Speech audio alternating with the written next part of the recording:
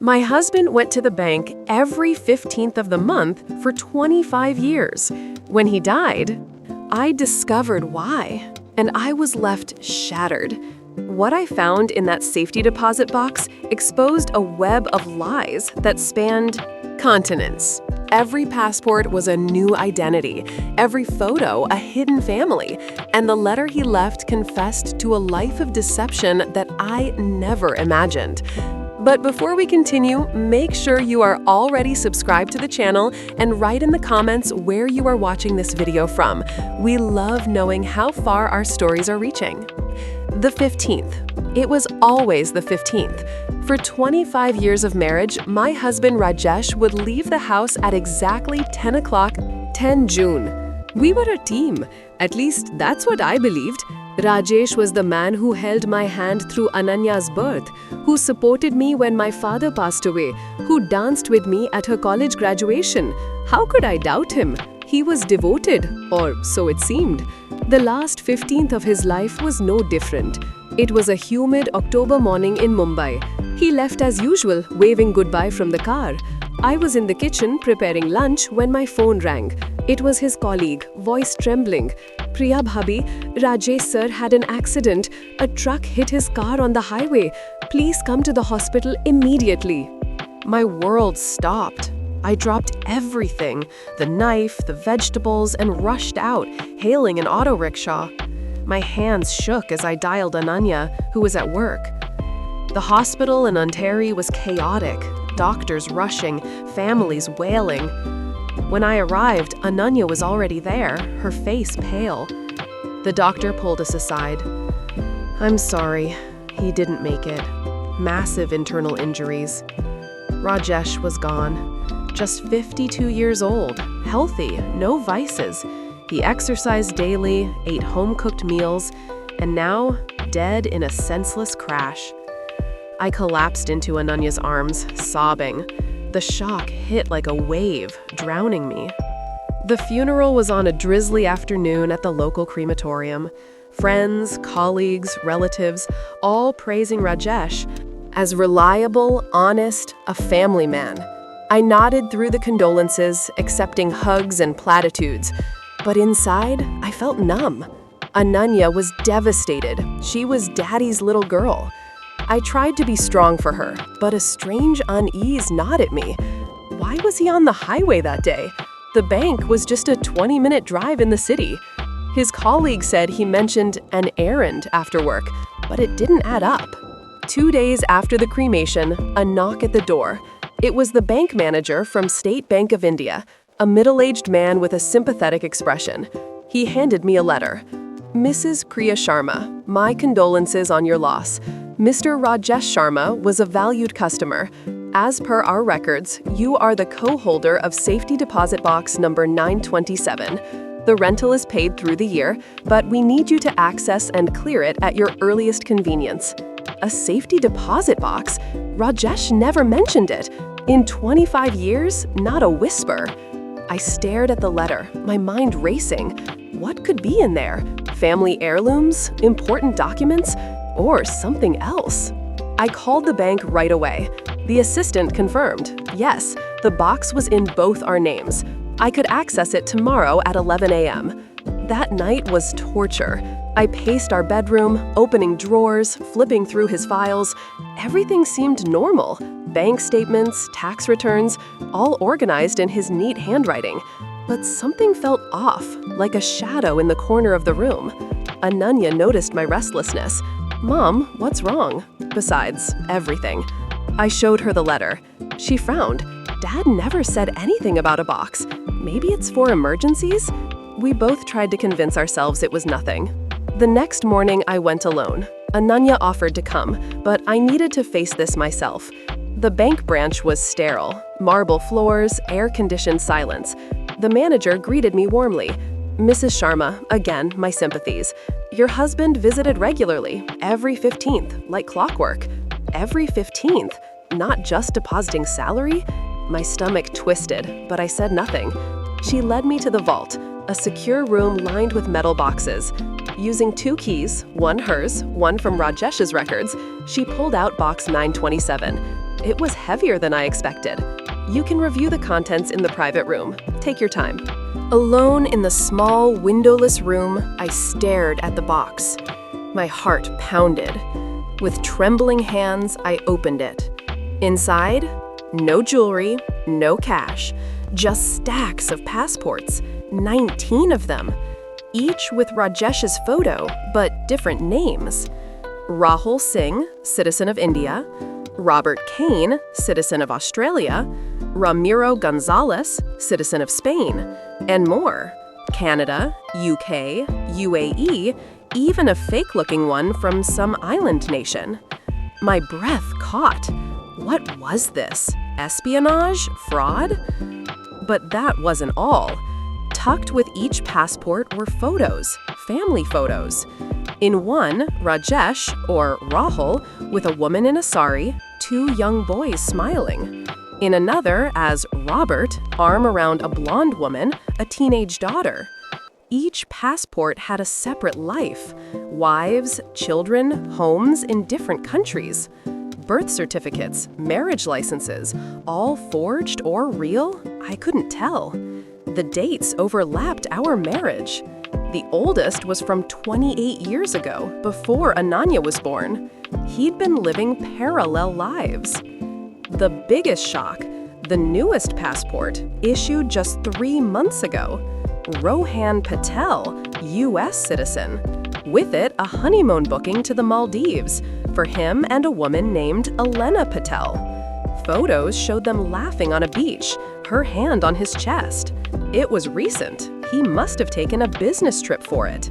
I felt sick. Our anniversary was last month. He'd gifted me flowers while planning this? At the bottom, an envelope.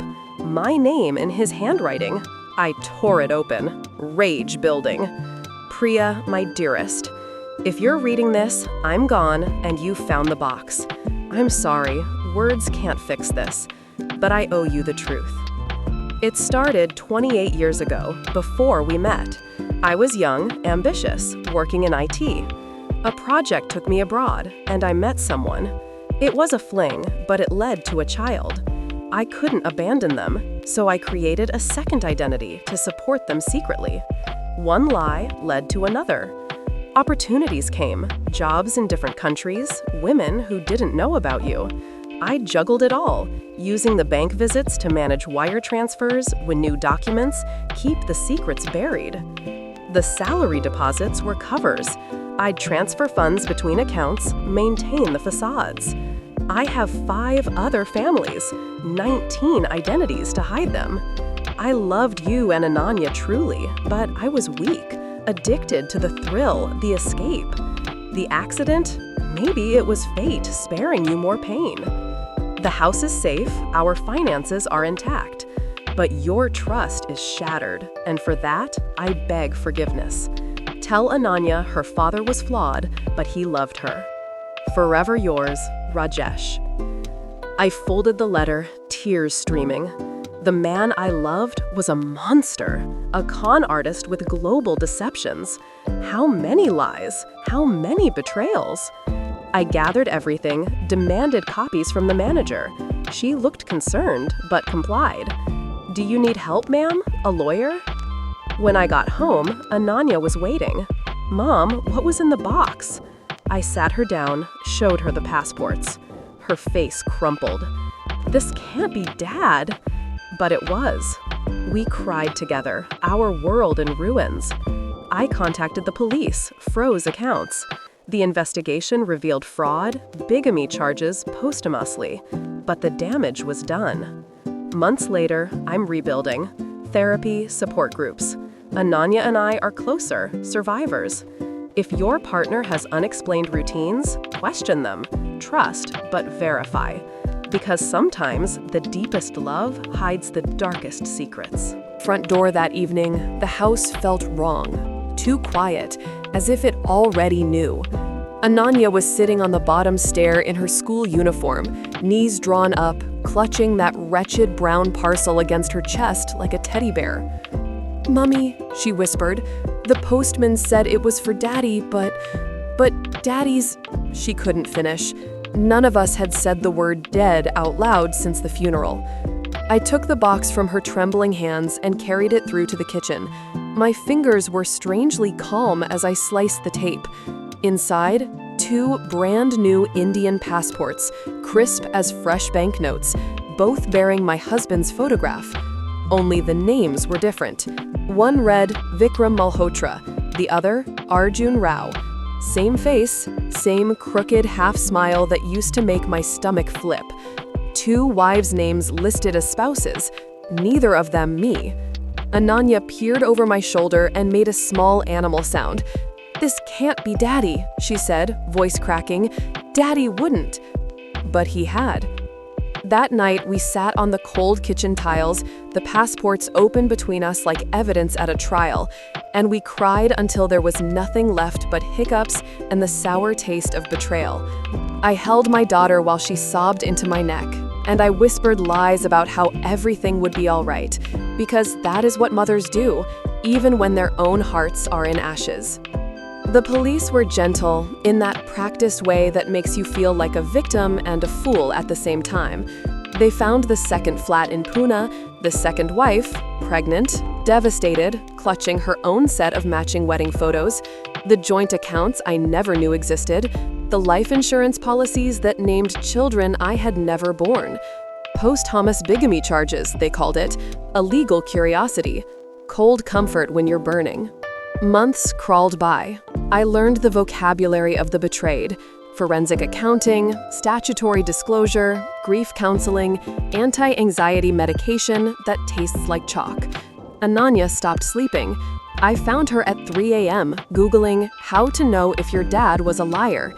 We went to therapy together, sat on opposite ends of a beige sofa while a kind woman with soft hands asked us to hold our pain gently.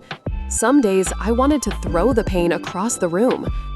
One afternoon, 6 months after the box, I was clearing out his wardrobe, something I'd avoided like touching a corpse, when I found the letter tucked inside the lining of his favorite navy blazer. My name on the envelope, in his handwriting. Inside, a single sheet. Darling Priya, if you're reading this, I've either been found out or I'm dead. Probably both. I never meant to hurt you. I only meant to have everything. Forgive me if you can. If you can't, I understand this. Every time I came home to you and Ananya, that version of me was real. The rest was just greed wearing my face.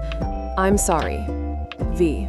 I sat on the floor among his shoes and read it again and again until the words stopped making sense. Then I folded it into a paper boat, the way he used to do for Ananya at the lake, and I burned it in the kitchen sink. The smoke alarm screamed. Ananya ran in, eyes wide. We watched the last black curl of paper turn to ash together. We are still here. We eat dinner at the table that used to seat 3. Ananya's laugh is coming back, small and testing, like a bird that's forgotten how to fly but is willing to try. I have started wearing red lipstick again, defiantly, as if color could scare the ghosts away. So if your husband has a locked drawer he claims is just old tax papers, or a second phone that's for work, or weekends away that never quite add up, ask. Ask until he is sick of answering. Trust is beautiful, darling, but blindness is not. Because sometimes, the man who kisses you goodnight is also the stranger who has another wife asleep in another bed, dreaming of the same mouth on hers. And when the truth arrives in a plain brown box, it will not knock politely. It will kick the door down and sit in your kitchen forever.